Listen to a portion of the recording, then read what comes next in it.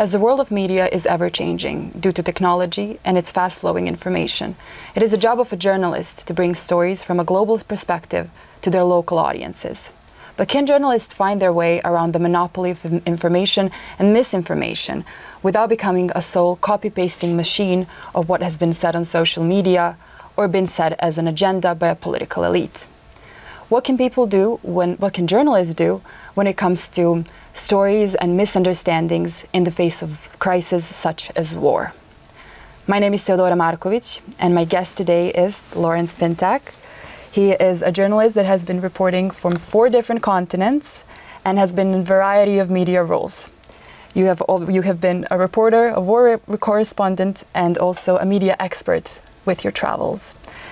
And you are also a founding dean of the Murrow College of Communication of Washington State University. That's right. So thank you for being here. My pleasure. Thank you for sitting down with me. Firstly, I want to get you back into the role of war correspondent. Mm-hmm. Should I duck? No, no, it's fine. I want to know about the preparation for going into a country that is culturally very different from your own. How do you prepare?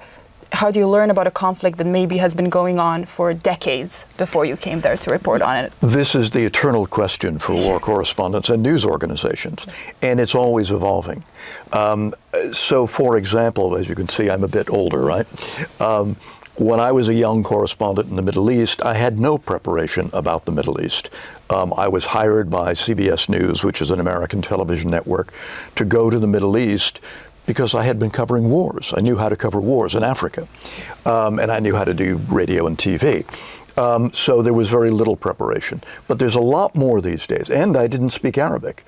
Now, young journalists are studying Arabic or Serbian or whatever language it may be, that the region that they think they want to cover.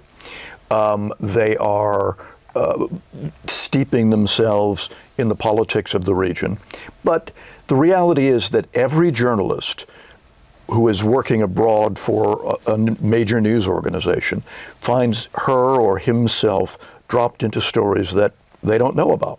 You know, one day I could be covering the Middle East, the next day I could be on a plane to India, the day after that to South Africa. So you become a very quick study, and that's something that's important to learn in school. Yes. How to learn about something quickly, what resources to turn to that can be trusted, so that you can at least prepare yourself a little bit.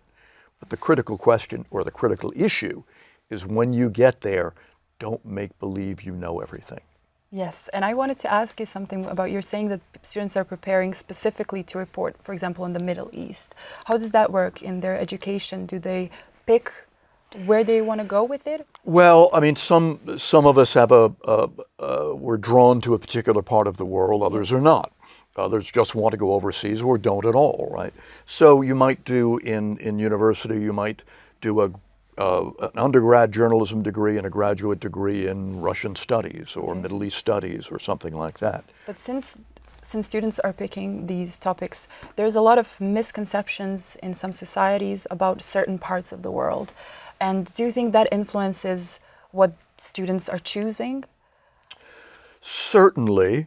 That's a very interesting question. I think some of us are drawn to particular parts of the world, just karma. I don't know what it is, right? Yes. And so particular parts of the world or particular peoples might have been, as we say in academia, othered, may have been, you know, presented negatively. But that's always changing too. Yes. In America, you know, at one point, the Soviets were the other. There were the, you know, first it was the Germans, right, during World War II, then the Soviets, then it switched, and then it was the Chinese, and it was Arabs, and now it's back to being Russians, right? Yes. So that's always changing. So I don't think, for the most part, I don't think a young journalist who wants to go abroad is being overly influenced by that. Yeah, but when somebody chooses to, for example, report on Middle East, there are a lot of misconceptions or stereotypes about Middle East. And once you go there to report on a conflict, are you careful to not feed into that stereotype that that country is dangerous for just being that country? You should be. You should be careful. Is every journalist? No. And particularly when you have a major conflict breakout. So if I look back at the U.S. invasion of Iraq, for example. Yes. So there were many of us who knew the Middle East, who'd been covering the Middle East, and who said it's going to be a disaster, for that matter. But then when the war broke out, many journalists, I'm talking American journalists, were just, as we say, parachuted in from the U.S., from Atlanta or Houston, never having been in the Middle East in some cases, never having been abroad. So we saw a lot of misinformation, not disinformation. They weren't purposely saying things, but I remember vividly a stand-up, an on-camera piece that a reporter did in front of a group of Iraqis in a village as the American military was rolling through, and he was saying that these villagers are welcoming the Americans, etc. They weren't. They were saying death to America. Yes. But he didn't speak Arabic, he didn't ask anyone, and it's, you know, the ultimate disaster when you do that. Yes, and those misinformation and situations like that can be very dangerous sometimes when it's even from the disinformation. And I wanted to ask you something about, while you're reporting on something that's happening in the other part of the world, back home there is an agenda that's being set about the situation. You mentioned Iraq. It is known that it's basically a war constructed on misinformation, on false information. So I wanted to ask you, how do we report on those things happening back home? For example, if we have a populist, for example, Trump, how he presented some of the minorities, how do we report on what he's saying without feeding into the illusion that that's the public opinion? Well, first of all, well, let me step back. Trump presented a particular problem for American journalism. Yes. I remember very vividly the first time, a month or so after he was elected, when there was a headline in the New York Times that said, "Trump lies." Now, we have never, you know, we have said in the past that a president was saying something that wasn't correct, or was misinformed, or some, you know, kind of way to say this without saying he's a liar. Yes. And it was a problem for American journalists. Are you losing objectivity by saying the president's a liar? But then there was such a torrent of lies that everybody on certain sides of the spectrum said, yes, we have to do this. But more broadly, your question of how do journalists deal with misinformation or disinformation back home, that's always the case. If we're talking about conflicts particularly, an administration is always going to, a White House is always going to be putting out a particular spin on the story. And this is where it's the job of the journal, and in many cases the editors back in the US are buying that at some level. So this is where it's the job of the journalist in the field to say, here's what's really happening on the ground. You can see what's happening, you can hear people saying what's happening. You know, if we go way back in history, not all that far back for me, but for you, before you were ever around, the Vietnam War. Vietnam War, this was emphatically what was going on. The administration was saying everything was great, the light at the end of the tunnel, we're going to win. And then journalists, it became the first TV war. And people were seeing in their living rooms American soldiers dying in the field, and realized that what they were hearing from Washington was not true. So it's our job as journalists to tell the truth about what's happening. And it may sometimes mean you're arguing with your editors. You're arguing as a television correspondent with the editor who's producing the evening news every night to make sure that those stories are getting on the air. Yes, and you mentioned when you were talking, I'm younger, so I don't know what's happened at some point.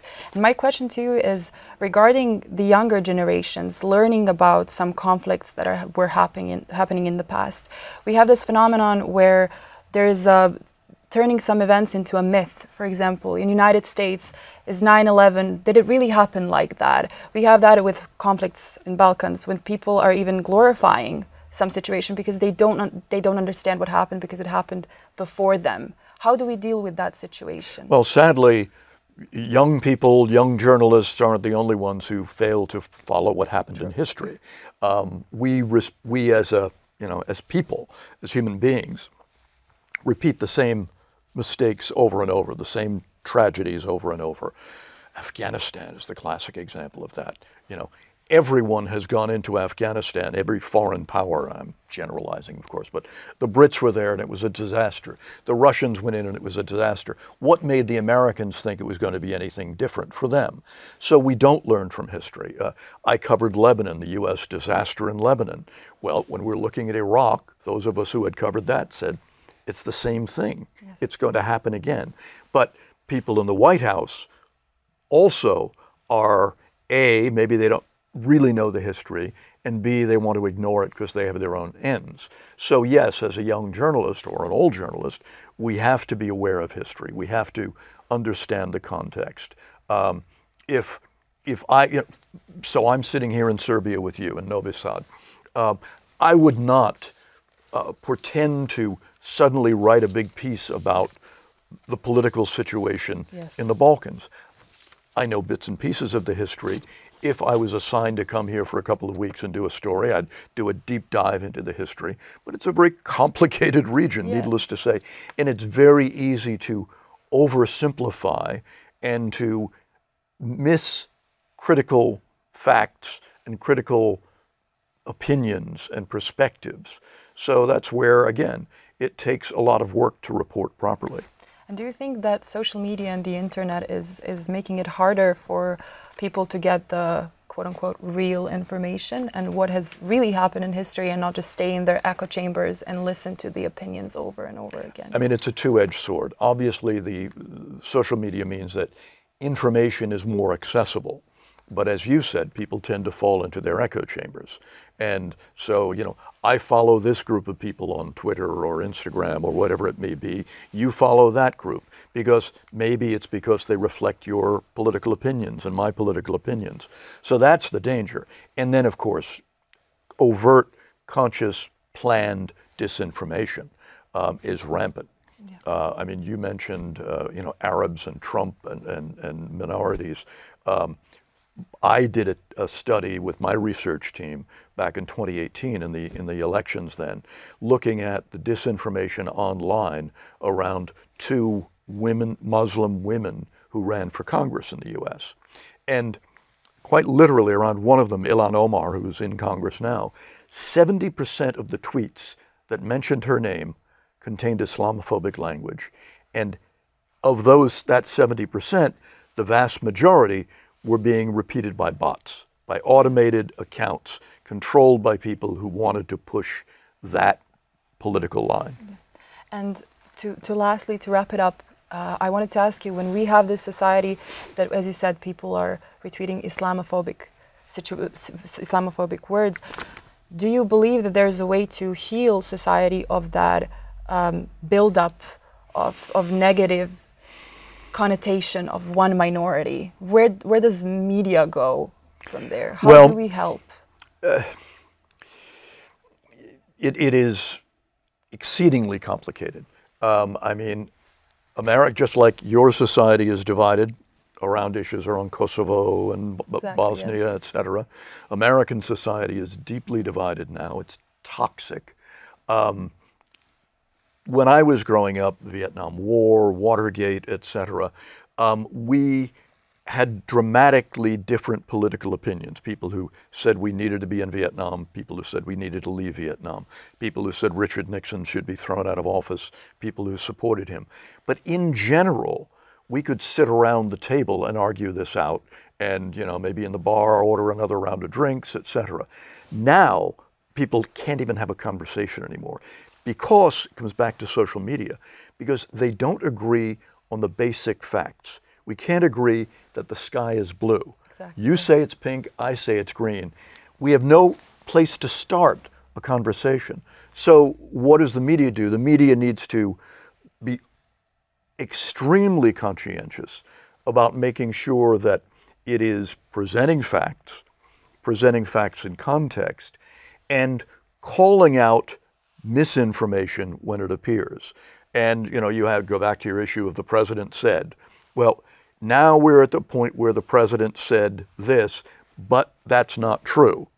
And so then you go on with your story. But it's difficult. And, you know, it becomes more and more difficult as you move into societies that are more have a more tightly controlled media, and as obviously in Serbia, and where there's a great danger to reporters who try to, as we say, speak truth to power, and that's increasingly true around the world.